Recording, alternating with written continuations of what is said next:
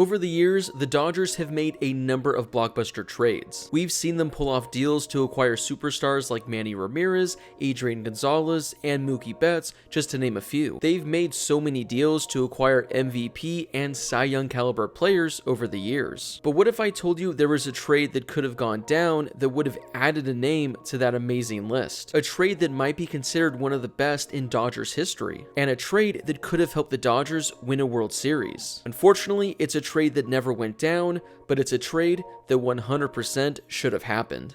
According to former Dodgers general manager Ned Colletti, the Dodgers were on the verge of acquiring CC Sabathia at the 2008 trade deadline. As you all know, he was never traded to the Dodgers. Instead, he was traded to the Brewers, where he was the best starting pitcher in all of baseball. So what exactly happened? Why was CC Sabathia never a Dodger? And why didn't the Dodgers pull it off? Let's go all the way back to 2008. The Dodgers were coming off a season in which they won 82 games and finished 4th in the NL West. They had a pretty active offseason that was headlined by Joe Torre becoming their new manager. After a Hall of Fame career with the Yankees, Torre was now in LA. On paper, it looked like the Dodgers had a really good team. When looking at their rotation, they had Brad Penny, who was coming off back-to-back All-Star campaigns. They had Derek Lowe, who had been really solid during his tenure in Los Angeles. Chad Billingsley looked to be an up-and-coming ace as well. Next, you look at their starting lineup, and they had some really solid veterans in Jeff Kent, Nomar Garciaparra, Rafael Furcal, Juan Pierre, and Andrew Jones. Not to mention young talent with guys like Matt Kemp, Andre Ethier, Russell Martin, and James Loney. This Dodgers team looked like they'd be set up to make a run in 2008. Only that wasn't the case. In fact, it was quite the opposite. Entering July, the Dodgers were 6 games under 500, and things weren't looking great at all. Needing to make some sort of move to spark the team, general manager Ned Colletti had something in mind. When the team was in San Francisco to begin the month, Colletti was working on what he calls the biggest deal he had on the table that didn't go down. He was trying to acquire CC Sabathia from the Indians. Sabathia was one of the top starters in all of baseball.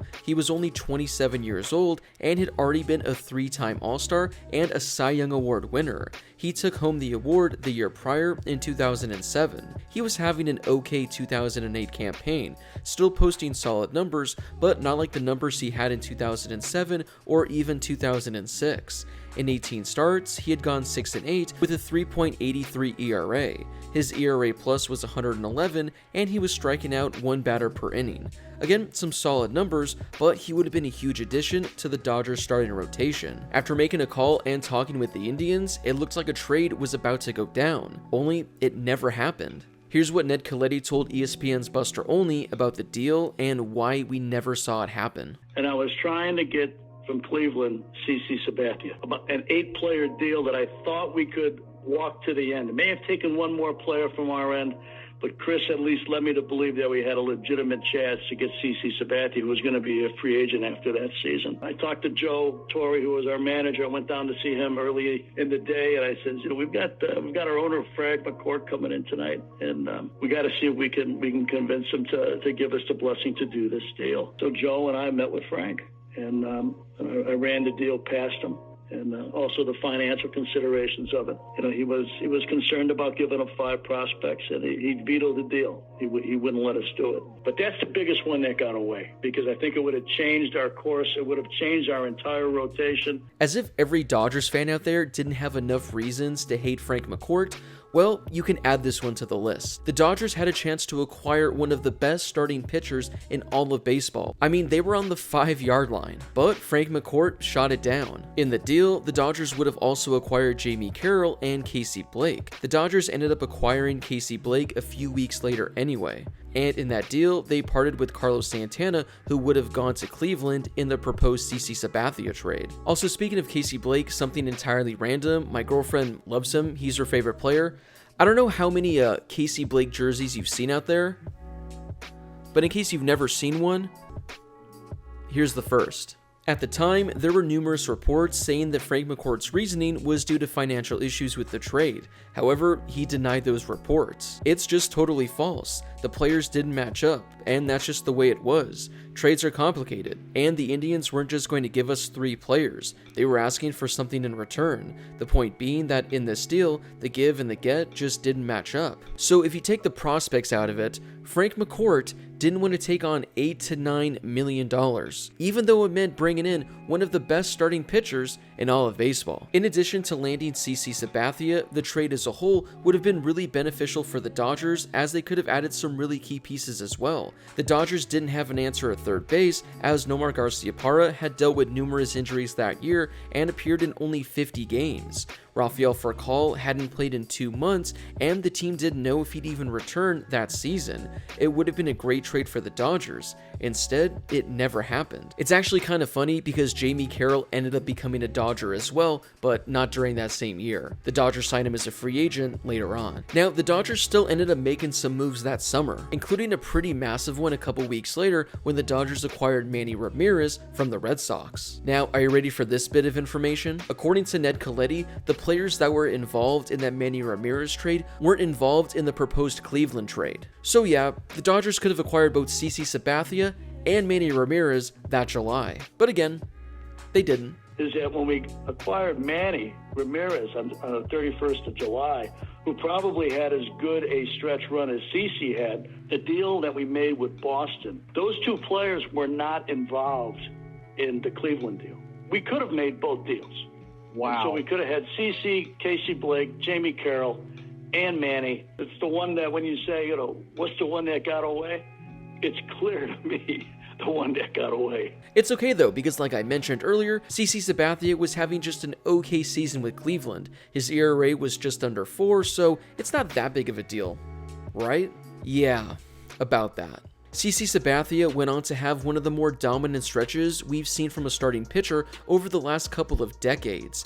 He made 17 starts with Milwaukee the rest of the way, posting a 1.65 ERA, 2.44 FIP, 2.55 ERA+, and a 1.00 WHIP. His strikeout to walk ratio was also 5-1. It was an absolutely insane stretch. During those months in Milwaukee, he threw 7 complete games in those 17 starts. In 6 of his other starts, he went at least 7 innings. Not only was he given Milwaukee length every outing, he was also going on short rest during the final month of the season. Over a 13-day stretch to close out the year, Sabathia made 4 starts. I mean, he literally put the Brewers on his back and guided them to the playoffs. Luckily for the Dodgers, they ended up making the playoffs as well, but they barely finished the season over 500.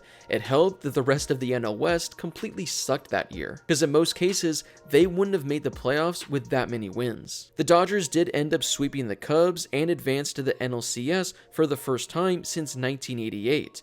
And they could have definitely used CC Sabathia in the NLCS against the Phillies, where they lost in 5 games.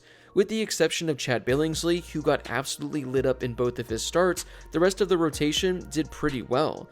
Again, it's impossible to know how things would have fared with CC in the rotation, but the Dodgers' chances of winning the series definitely would have been a lot higher. Well, that wraps it up for today's video, a trade that should have happened that never went down. Oh wait, there's actually more to the story? It actually somehow manages to get even worse? How is that even remotely possible? Oh, just you wait. Although the Dodgers didn't acquire CC Sabathia at the trade deadline, they still had a strong chance of bringing him to Los Angeles, because as I mentioned earlier, Sabathia was set to be a free agent that offseason. After the Dodgers desperately wanted Sabathia in July, the tables turned a couple months later with Sabathia wanting to really be in Los Angeles. Dodgers general manager Ned Coletti told ESPN.com's Jason Stark on Monday that he ran into Sabathia on Sunday night in a hotel lobby, and the left-hander told him that he wants to be a Dodger. Speculation continued that Sabathia would want to play near the home he is building in Southern California. It's a possibility, Coletti said. It's an interesting dynamic with anybody who is long-term at a salary that's higher than most. When you're talking about a player who is long-term, it's going to change the dynamic of your team in some way. The Yankees' 6-year, $140 million offer to Sabathia has been on the table now for nearly 4 weeks. Not only has Sabathia not said yes, he has been sending messages to the 3 interested West Coast teams, the Dodgers, Giants, and Angels, that he would like to play in California. As if all of that wasn't enough, considering this is just reporting from ESPN, how about you hear it from the man himself on just how badly he wanted to be a Dodger. "Oh, I was playing for the Dodgers. No question. That was where I was going next. Because I was from Cali, because LA was just far away enough from home. I wanted to play for one of the historic teams and have a chance to win all the time." In 2008, the Dodgers had won the National League West before losing in the League Championship Series to the Phillies. The Dodgers had a great manager, Joe Torre, who owned 4 World Series rings. They had Russell Martin, Matt Kemp, and Andre Ethier in the everyday lineup.